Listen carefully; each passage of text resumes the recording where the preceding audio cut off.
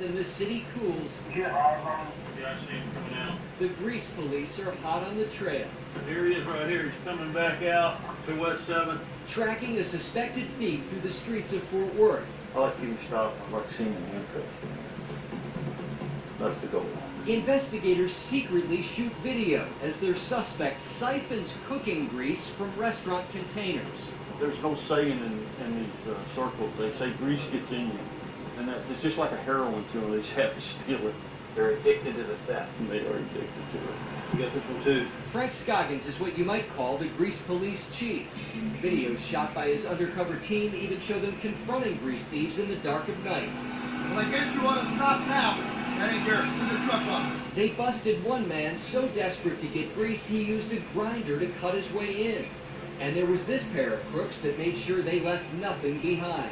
Man, they're tipping our container over so they can get every last drop out. Some use trucks that look more professional. Others simply strap a container to the back of a rental from Home Depot. And the only thing keeps them from stealing is being in jail or death. The grease police work for a legitimate grease disposal company called Darling Ingredients or Dark-Pro Solutions, headquartered in Irving. The company owns those containers behind restaurants all across the country. They pick up the grease, take it to rendering plants, and help turn it into biofuel. Rising demand for biofuel has driven up the price of grease and the incentive to steal.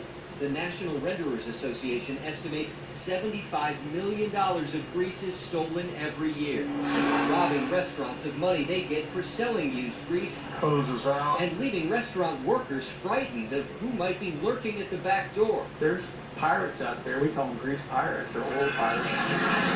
At Norma's restaurants in the DFW area, Bill Ziegler worries about staff coming face to face with those so-called pirates. I've got managers that confront them. I don't want that to happen. It's a little bit dangerous.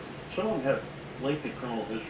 Frank Scoggins has seen grease theft rings tied to meth trafficking and says many appear to be drug users, erratic and unpredictable. Scoggins and his team know the signs. They're retired police narcotics and homicide investigators. Yeah, there is. As retired cops, they can only call in local police and hope they respond in time. Getting a police officer in some cities that are so busy, we can lose him before they can catch up to us, you know. Scoggins says changes in state law have also made it harder to stop rogue rendering plant operators who buy stolen grease. The Texas Department of State Health Services used to inspect plants that process grease and the trucks used to transport it. But in 2015, the state legislature deregulated the industry, eliminating those checks from state inspectors. We thought at the time I was in there that it was a very important part of our job. Clint Maribel is a former state inspector who believes the state's efforts to cut grease theft made a difference before the rules changed. It needs to be back like it used to be. People checking on it, on the trucks, on the render facilities. This guy that we're after tonight, he would never be able to sell this stuff. That would never float under the rules that they have. State Representative Fort Price and State Senator Jane Nelson introduced the legislation to deregulate. Price declined to comment. We tried for a month to schedule an interview with Senator Nelson, but staff told us the senator has a full schedule due to her legislative duties. Her staff says her bill was based on a recommendation from the State Sunset Commission, which determined that rendering products are not intended for public consumption and therefore not a public health matter. So the commission said local police could investigate grease thefts instead of state inspectors. Taking the hose in. But since most police departments don't specialize in grease, some companies hire their own investigators. See that wet line? We just got a few inches. On this night, the grease police were able to document the thefts and turn over video to Fort Worth police, who arrested this man days later. No, we will not be. Once they get on somebody, they want him.